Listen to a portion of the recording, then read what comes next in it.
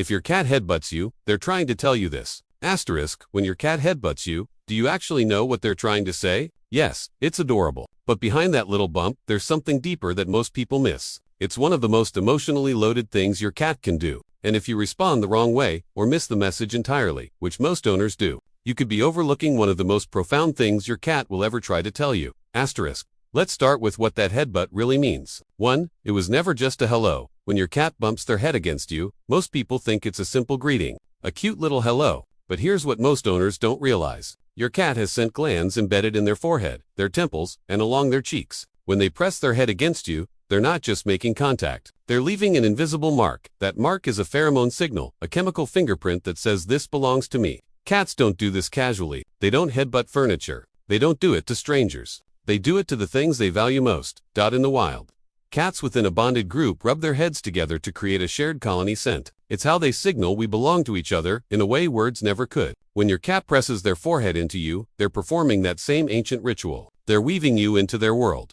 That's not just affection. That's belonging. And if you think that's the whole story, wait until the end. Because there's one specific type of headbutt your cat does that most owners completely misread. What it actually means changes everything. Asterisk, 2. They chose you. And that choice, random asterisk, have you ever noticed your cat headbutts certain people and completely ignores others? That's not personality. That's a deliberate decision. Cats are not indiscriminate with their trust. They watch, they assess, they calculate over weeks and months whether a person is worth the vulnerability of full contact. Because pressing their head against you requires them to close their eyes, lower their guard, and expose the top of their skull to a creature 10 times their size. That calculation ends with either avoidance or a headbutt. There's no middle ground. Here's what most owners miss. Scientists studying feline social behavior have noted that cats reserve direct head contact, what's technically called bunting, almost exclusively for individuals they've placed in their inner circle. Not just their comfort zone, their inner circle. So if your cat headbutts you, and not someone else in the house, that's not a coincidence. They've run the numbers. They've decided you're one of theirs. Think about that for a second. Asterisk, and hey. If this is making sense to you, take a second to hit like and subscribe. It helps us reach more cat lovers who actually want to understand what their cat is trying to tell them. Asterisk. 3. Their brain is releasing bonding chemicals, and so is yours.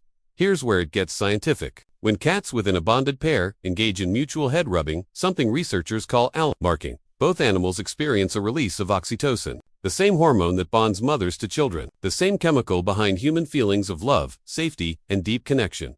Now here's the part most people don't know. This isn't a one-way transaction. Studies on human-animal bonding show that oxytocin levels rise in both the cat and the owner during close physical contact, including head pressing. Your cat's tiny gesture is triggering a real neurochemical response in your brain. That flutter you feel when your cat bumps their head into your chin. That's not just sentimentality. That's biology. Your nervous system recognizing a bond signal, the same way theirs does. You are genuinely wired to respond to each other for the retelling you I'm not afraid of you. They're telling you I'm not afraid of you.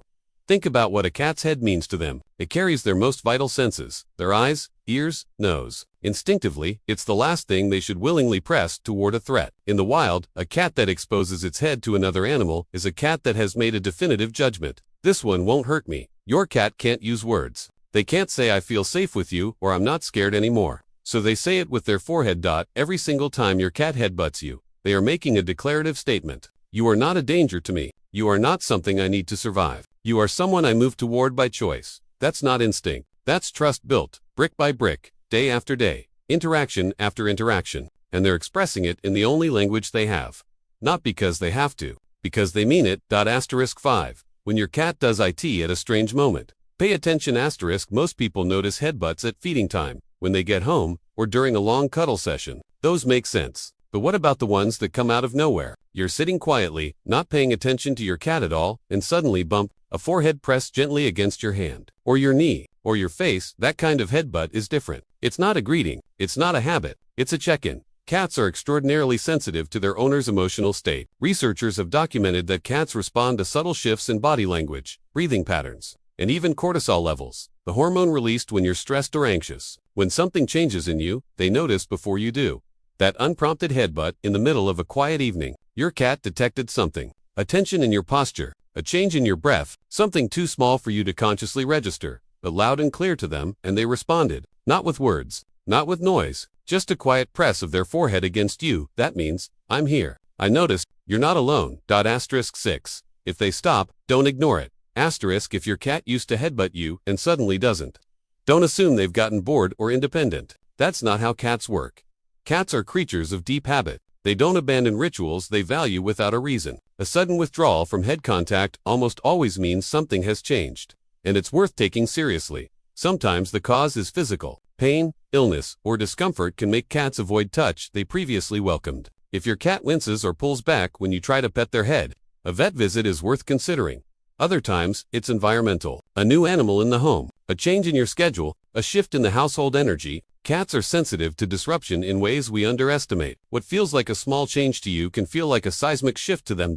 And occasionally, it's relational. If something startled your cat during a moment of closeness, they may have quietly retreated to protect themselves. It's not rejection, it's self-preservation. Watch for the pattern. Because a cat who stops offering closeness is a cat who still needs it. They've just decided, for now, it doesn't feel safe enough to ask. 7. The one headbutt that says everything. Asterisk.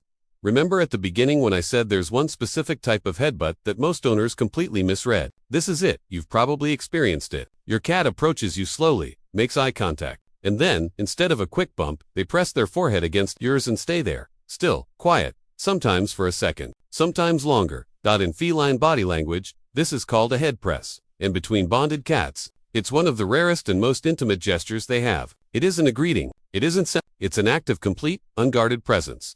When a cat holds their forehead against another's, they're not doing anything. They're not seeking food, not marking, not communicating a need. They're just there, choosing to exist in that moment, in contact with someone they trust, more than their own survival instincts would normally allow. When your cat does that to you, they're not being cute. They're offering you the rarest thing they have. A moment where they've let every defense down completely. Where they're not a predator, not an animal running ancient survival code, just a small creature that chose you. And they're asking for nothing in return. Just to be here, with you, for one quiet second. That's everything.